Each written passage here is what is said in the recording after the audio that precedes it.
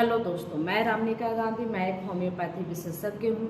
आजकल बहुत सारे मरीज दर्द से पीड़ित हैं और अक्सर हड्डियों में व नसों में दर्द को लेकर आते हैं। बहुत सारे मरीज को पता नहीं चलता और बोलते हैं बहुत ज़्यादा मसल्स पेन होते हैं, लेकिन अक्सर अभी के वर्तमान समय में देखा गया है कि बहुत सारे मरीजों के जो हड्डियां हैं बहुत कमज़ोर हो गए हैं, विकृत से हो गए हैं, टेढ़े मेढ़े हो गए हैं और अनवरत वृद्धि हो रहा है। हड्डियों में बहुत ज़्यादा बढ़ोतरी हो रहा है। उनके हर जॉइंट में हड्डियां बढ़ रही हैं। अक्सर हड्डियां उसी जगह ज़्यादा बढ़ती हैं जहां पर हड्डियां एक दूसरे से जुड़ती हैं। उस जगह में हड्डियां बढ़ती हैं व टेढ़ी मेढ़ी हो जाती हैं। ऐसी स्थिति में हड्डियों में बहुत ज़्यादा दर्द होता है और मसल्स में स्टिचिंग होती है, मसल्स में दबाव बनते हैं, नसों पर दबाव बनती है।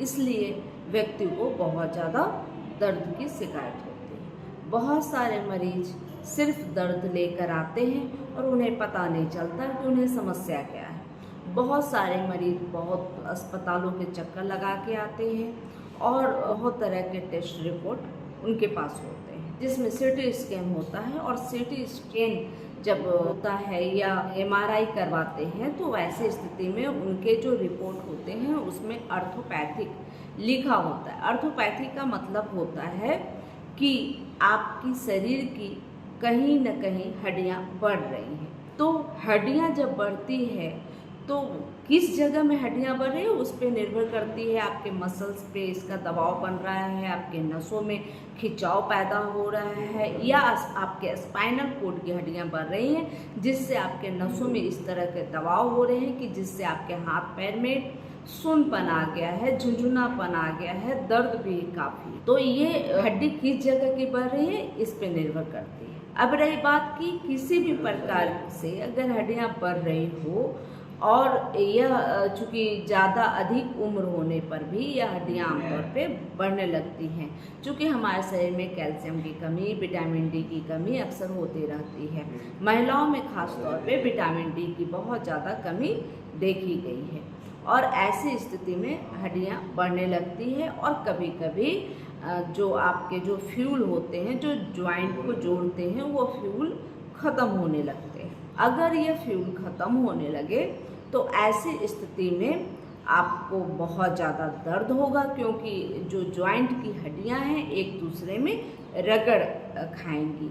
तो रगड़ जब खाएंगी तो इससे बहुत ज़्यादा आपको उठने बैठने में दर्द होगा, कट कट की आवाज़ें आएंगी। जब नीचे बैठे होंगे तो खड़ा होने में आपको दिक्कत होगा, चलने में आपको दिक्कत होगा। तो इस तरह की कई तरह की समस्याएं होंगी और अधिकांशतः मेरे पास इस तरह की समस्या को लेकर बहुत सारे लोग इस वक्त आ रहे हैं। और ऐसी स्थिति में हम कुछ होम्योपैथिक दवाइयाँ देते हैं जिन्हें कुछ दिनों तक या कुछ महीनों तक लेने के बाद आपकी दर्द में बहुत ज़्यादा राहत मिलती है।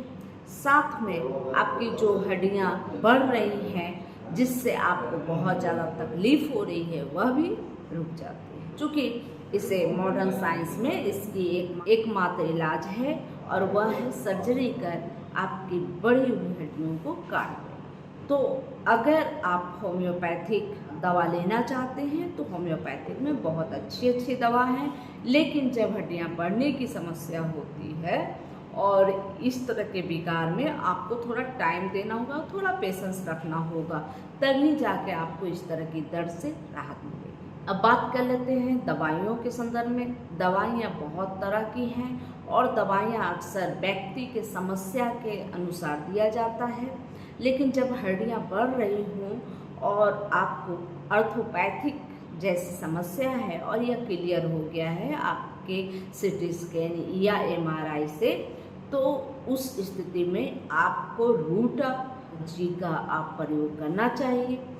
अगर आपको बहुत ज़्यादा हड्डियां बढ़ गई हैं और बहुत ज़्यादा तकलीफ दे रही है तो ऐसे स्थिति में रूटा को मदर टीचर के रूप में लेनी चाहिए और इसे दिन में 3 से 4 बार 15-15 बूंद लेनी चाहिए। इससे क्या है कि जो बढ़ी हुई हड्डियां हैं वो अपने जगह में आ जाती हैं, एक्स्ट्रा हड्डियां जो हैं वो गलकर ठीक हो जाती हैं और हड्डियां मजबूत भी होती है।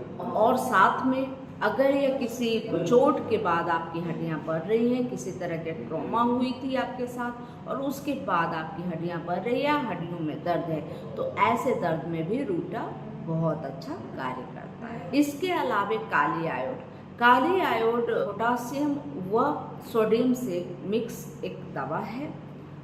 इससे आप जो है कि विभिन्न प्रकार की दर्दों में, जैसे आपके साइड का दर्द है, आपकी गठिया दर्द है, हर जोड़ों में दर्द है, और इसे आप जब चलना स्टार्ट करते हैं, हरकत करते हैं, तो यह दर्द बहुत ज़्यादा बढ़ जाती है। तो ऐसी स्थिति में काली आयोड देनी चाहिए। यह ब्रोनिया के सिम्टम से ही मैच करता है, इसलिए यह उस स्थिति में भी दी जा सकती है जब आपको लगता है कि आप कोई हरकत करते हैं, चलते हैं, बहुत ज़्यादा चलने लगते हैं और आपको यह दर्द होने लगता है।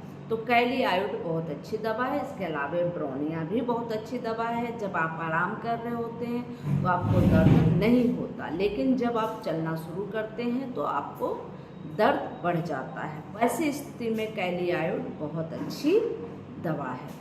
इसके अलावा आप रक्सटॉक्स बहुत अच्छी दवा उस स्थिति में है जब आप भीग गए हों या कुछ बहुत ज़्यादा काम किए हों और काम करने के बाद आपको बहुत ज़्यादा थकान होती हो और बहुत ज़्यादा दर्द महसूस होती हो, और यह दर्द काम के वक्त उतना पता नहीं चलता, लेकिन जब आप आराम कर रहे होते हो उस स्थिति में आपको बहुत ज़्यादा दर्द व बेचैनी होती है। आराम करने की स्थिति में दर्द और बेचैनी जब बढ़ जाती है, वैसी स्थिति में रक्सटॉक्स देनी चाहिए। इसके अलावा लीडमपाल बहुत अच्छी दवा है। जब आपका यूरिक एसिड बढ़ गया हो या बहुत ज़्यादा आप भीगे हों, यानी गीले हुए हों, बारिश में भीग गए हों, या आपका रिपोर्ट में यूरिक एसिड बढ़ गया हो, तो ऐसी स्थिति में लीडमपाल बहुत अच्छी दवा है पेन किलर के लिए। और इसका दर्द अक्सर नीचे से ऊपर की तरफ जाता है, तो लीडमपाल ऐसी स्थिति में बहुत अच्छी असरकारक दवा है। लीडमपाल 30 में लें। इसे सुबह, दोपहर व शाम 2-2 बूंद लेना शुरू करें। कुछ दिनों तक प्रयोग करें। इससे आप देखेंगे कि दर्द में बहुत ज़्यादा कमी आ गई है और यूरिक एसिड भी नॉर्मल हो गया है। अगर यह दर्द आपको चोट की वजह से बहुत ट्रॉमा हुई हो, कभी कभी आप गाड़ी से गिर गए हों या किसी तरह के आपको चोट खानी पड़ी हो, तो वैसे स्थिति में अगर दर्द आपके जोड़ों में या शरीर के किसी भी भाग में बहुत ज़्यादा हो रही है और ठीक होने का नाम नहीं ले रहा, तो ऐसी स्थिति में आप हाइपेरिकम 30, अर्निका 30 व रूटा 30 का इस्तेमाल करें। तीनों को कंबाइन कर लें और इसके बाद आप इसका सेवन करें। इससे आप देखें कुछ दिनों के प्रयोग के बाद इस चोट की दर्द में तुरंत ही राहत मिल रही है। यह जानकारी अगर अच्छी लगी तो लाइक करें, सब्सक्राइब करें, बेल आइकन जरूर दबाएं। जय हिंद, जय भारत।